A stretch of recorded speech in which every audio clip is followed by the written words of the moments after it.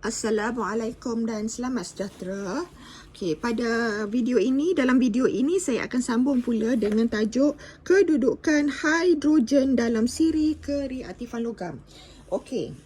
Untuk kedudukan hidrogen dalam siri kereaktifan logam ini, dia tak ada banyak beza pun daripada kedudukan karbon ya. Saya tunjuk balik siri kereaktifan logam yang pada video yang lepas, di mana kita tahu bahawa siri kereaktifan logam ini disusun apabila kita lihat logam itu reaktif dengan oksigen. Kalau logam itu bertindak balas dengan oksigen dan dia sangat cergas tindak balasnya, kita katakan logam tu reaktif, maka dia terletak di atas. Dan kalau logam bertindak balas dengan oksigen dan dia kurang reaktif, kita letak di bawah. Jadi kita dapatlah susunan ini. Masa tu kita buat tak ada karbon. Okey, kita uji semua logam ini dengan oksigen dan kita dapati logam di atas bertindak balas paling reaktif dengan oksigen, yang bawah ini paling kurang reaktif. Maka kita dapat siri kereaktifan logam. Kemudian, kita ada satu bukan logam namanya karbon dan dia juga boleh bertindak balas dengan oksigen. Maka, kita tahu dia juga boleh dimasukkan dalam siri kereaktifan logam ini sebab seperti logam lain, karbon juga bertindak balas dengan oksigen. Cuma di mana kedudukan? Okey, kita dah belajar bahawa caranya nak tahu di mana karbon ini, kedudukan dia, adalah dengan kita mengambil oksida logam ini, kita tindak balaskan dengan karbon. Okey, jadi contoh kat sini. Okey, sekarang ni kita tengok ya, di bawah ni zinc. Okey, sekarang ni kita dah tahu karbon ni di atas. Kenapa zinc ni berada di bawah karbon? Okey, hari tu punya ya ni. Kalau zinc oksida campur dengan karbon, hasil tindak balas dia adalah zinc dan karbon dioksida. Maksudnya sekarang, asalnya zinc tu memiliki oksigen.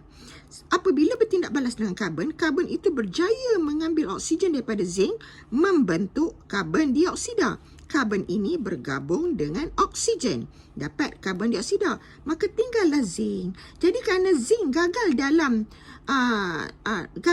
kerana karbon ini telah berjaya mengambil oksida ini atau oksigen daripada zinc, maka karbon dikatakan lebih reaktif daripada zinc. Okey, jadi itu sebab karbon berada di atas zinc. Okey, jadi pada hari ini kita nak lihat pula satu lagi bukan logam selain daripada karbon, iaitu hidrogen. Dan semua orang tahu hidrogen ini adalah satu gas dan kita nak lihat hidrogen ni kedudukan dia dalam siri kereaktifan logam tu di mana. Okey, jadi macam karbon tadi, alright, saya ambil satu contoh, katakan zinc. Okey, so zinc oksida, kita sentiasa menggunakan zinc oksida, kita sentiasa gunakan oksida. Okey, jadi kalau zinc oksida, okey, bergabung dengan hidrogen. Kalau kita nak susun karbon di siri kereaktifan logam, oksida logam ni kita tindak balaskan dengan karbon. Tapi sekarang ni kita nak susun hidrogen dalam siri kereaktifan logam. Kemudian kita tindak balaskan oksida logam dengan hidrogen. Jadi hasil dia apa? Okey. Sebagaimana yang kita tahu, okey, kalau hidrogen ini berjaya mengambil oksigen ini daripada zinc, maksudnya hidrogen ini lebih reaktif daripada zinc. Okey. Dan saya buat satu lagi, saya buat aluminium oksida campur hidrogen. Sorry. Okey. Okey. Kita tengok. Kalau kita ada aluminium oksida campur hidrogen, kita akan tengok result. Kalau kedua-dua campuran ini menyebabkan hidrogen ini berjaya mengambil oksigen daripada aluminium, maka maksudnya hidrogen ini lebih reaktif daripada aluminium. Maknanya hidrogen akan terletak di atas aluminium. Kalau hidrogen ini berjaya mengambil oksigen daripada zinc, maka hidrogen itu zinc ini berada di atas. Kalau hidrogen ini berjaya mengambil oksigen daripada zinc, Maknanya zinc ni kalah, maknanya zinc di bawah, hidrogen di atas. Maka sepatutnya hidrogen itu berada di atas daripada zinc. Okey, oleh kerana kita tak dapat membuat eksperimen, saya terus ambil data yang ada dalam buku, buku rujukan. Okey, dalam buku rujukan anda telah dibuatkan satu eksperimen. Okey, kaedah ni nanti saya bincangkan macam mana kita buat. Cuma saya nak tunjukkan anda di sini. Okey, andai kata hidrogen ditambah dengan aluminium oksida, andai kata hidrogen ditambahkan dengan zinc oksida, adakah dua ini menghasilkan tidak balas? Okey, kita tengok dulu yang pertama ni kita buat apa tadi? Tak apa, kita ambil zinc dulu Okey, kita tengok zinc. Dia kata zinc oksida tidak berbara. Maksud tidak berbara maknanya dia tidak bertindak balas. Maknanya tidak berbara tu maknanya tak ada tindak balas lah.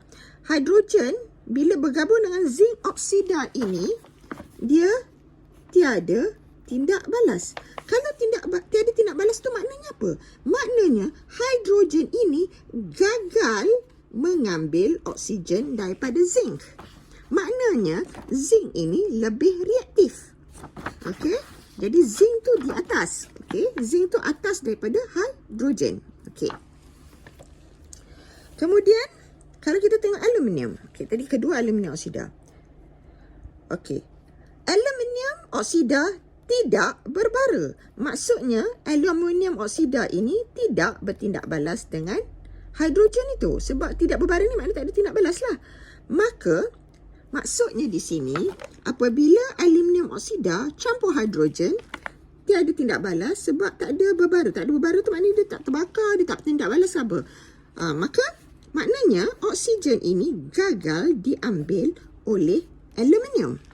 Hidrogen ini gagal mengambil oksigen daripada aluminium. Maksudnya aluminium ini menang untuk memegang oksigen ini. Dia tak bagi hidrogen ni ambil. Jadi maksudnya aluminium ini lebih reaktif daripada hidrogen.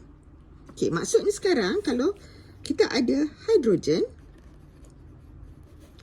maksudnya di atas hidrogen ni ada aluminium, ada zinc. Sebab hidrogen ini gagal mengambil oksigen daripada zinc, hidrogen ini juga gagal mengambil oksigen daripada aluminium. Maknanya dalam siri kereaktifan logam, kalau yang atas ni paling reaktif, hidrogen tu di bawah. Okey. Cuma mungkin ada yang bertanya, habis cikgu ni apa ni? Okey.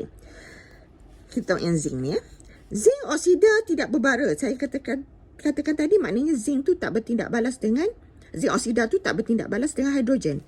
Okey. Yang ini, zinc oksida berubah menjadi kuning semasa panas dan putih semasa sejuk. Ini adalah warna zinc oksida tu. Memang zinc oksida tu tak bertindak balas dengan hidrogen sebenarnya. Ini cuma dia nak beritahu, zinc oksida tu bila kita panaskan, masa panas warna dia kuning, masa sejuk warna dia putih. Jadi kalau warna ini masih wujud dan tidak ada bara, maknanya zinc oksida tu masih ada. Maknanya dia tak bertindak balas dengan hidrogen itu. Okey, sama juga dengan aluminium ni. Aluminium oksida memang asal dia putih. Jadi, bila dia tiada bara, bila bertindak balas dengan hidrogen, warna putih dia kekal. Itu saja. Okey. Jadi, di sini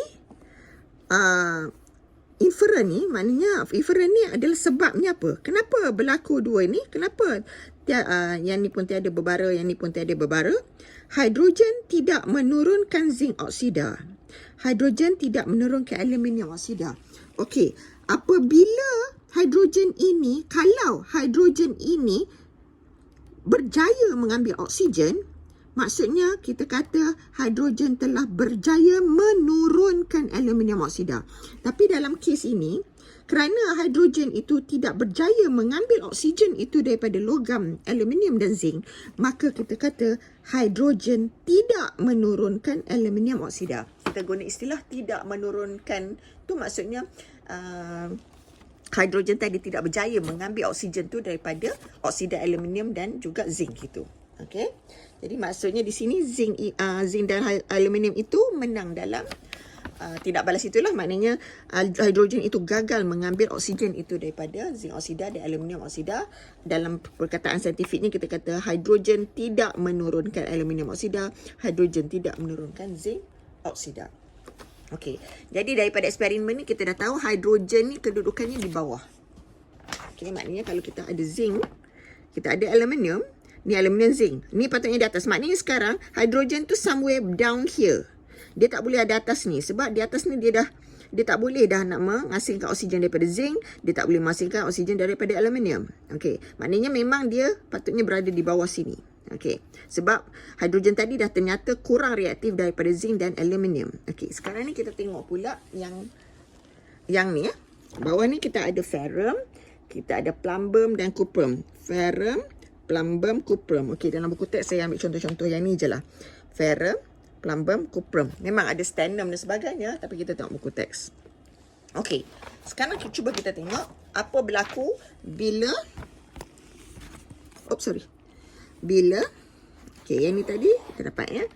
Bila kita tindak balaskan kejap. Ferrum.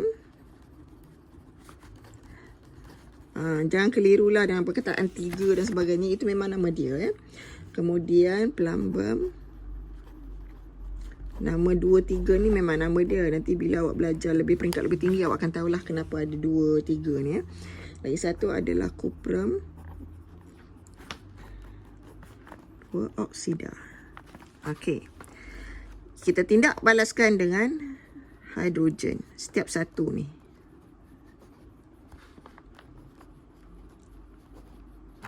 Okey. Jadi di sini. Okey. Dan awak tengok dekat dalam siri kereaktifan logam ni sebenarnya ferrum tu di sini, plumbum tu di sini, cuprum tu di sini. Sekarang kita nak tengok di manakah kedudukan hidrogen tu di celah-celah ni. Okey. So, kita lihat hasilnya sebab kita tak buat eksperimen ya. Jadi saya terpaksa gunakan secara pemerhatian teori sajalah. Okey, kita tengok sini. Okey, bila hidrogen ditindak balaskan dengan ferrum 3 oksida, tengok hasil dia apa?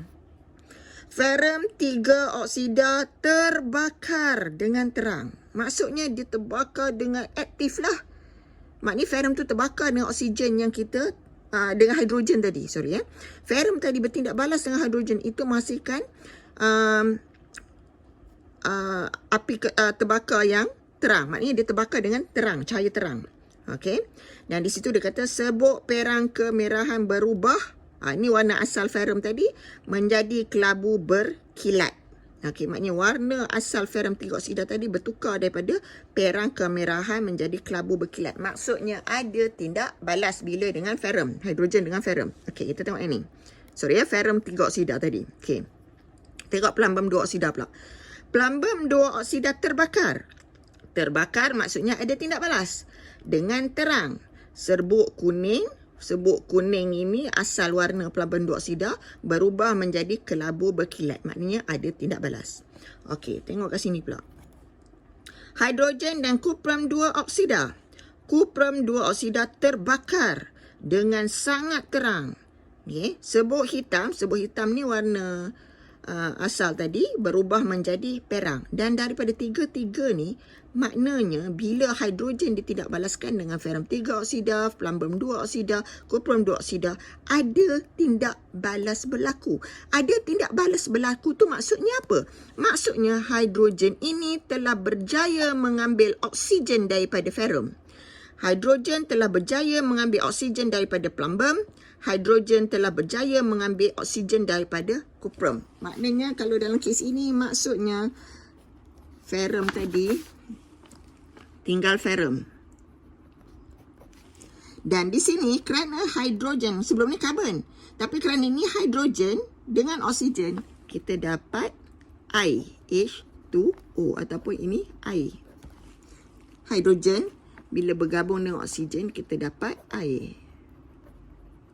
Campur air. Yang ini cuprum campur air. Air ni sebabnya hidrogen dengan oksigen bergabung dapat air, H2O kan.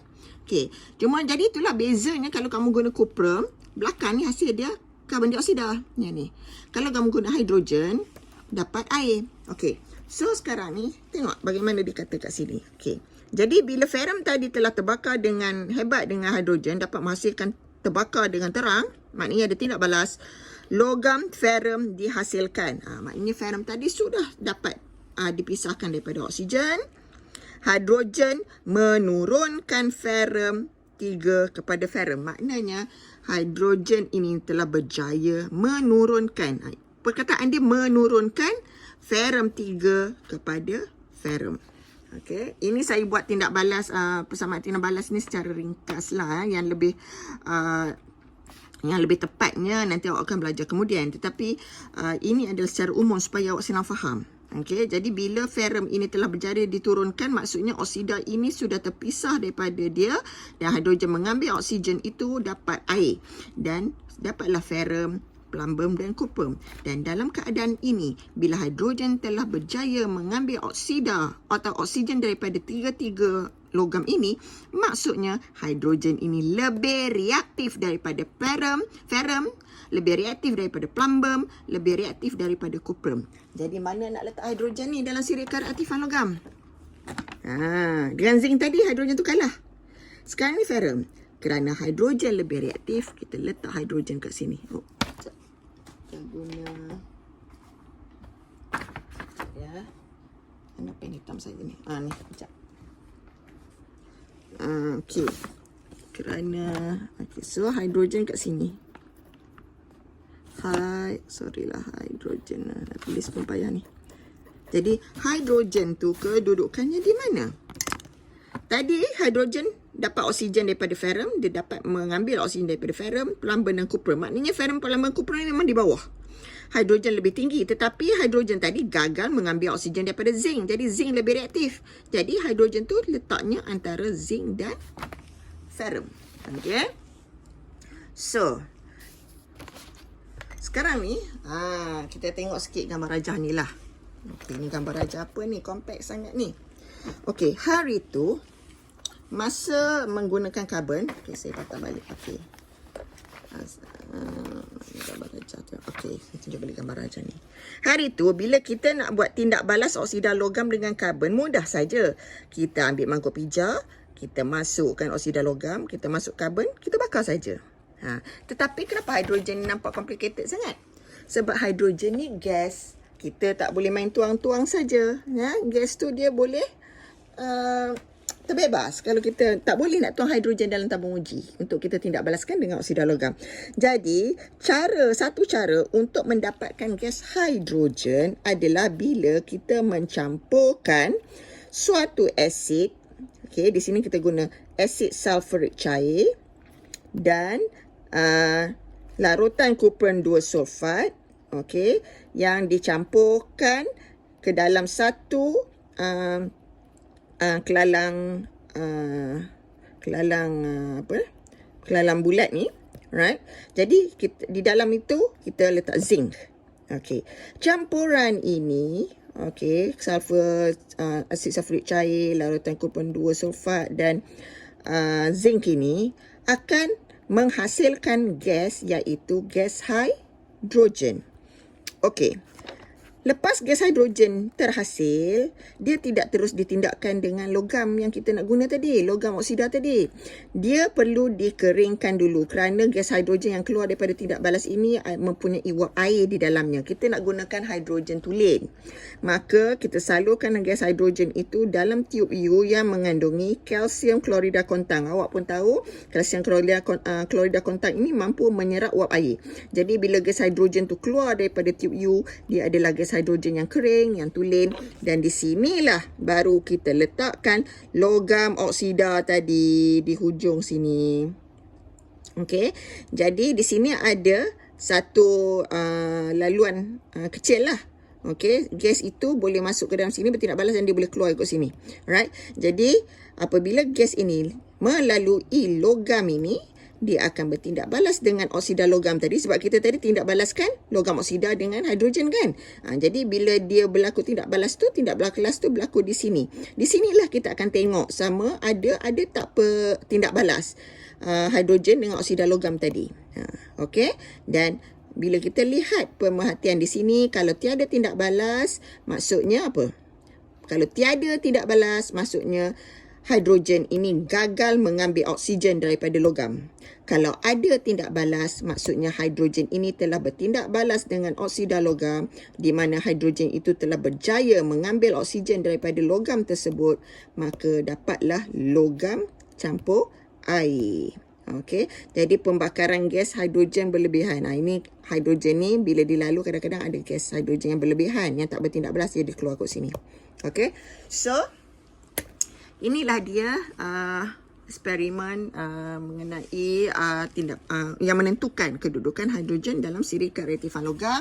Dan sekarang kita dah tahu bahawa inilah sebenarnya siri kereaktifan logam yang melibatkan juga hidrogen dan karbon, iaitu karbon berada di bawah aluminium, di atas zinc, dan hidrogen berada di bawah zinc dan di atas ferrum. Alright. Okay. Jadi kenapa kita adakan karbon dan hidrogen ini? Sebab lepas ini kita akan masuk satu topik lagi yang kita sebut sebagai pengekstrakan logam daripada bijinya, di mana kita akan menggunakan karbon ini untuk mendapatkan logam daripada biji-biji. Okey, itu saja. Terima kasih.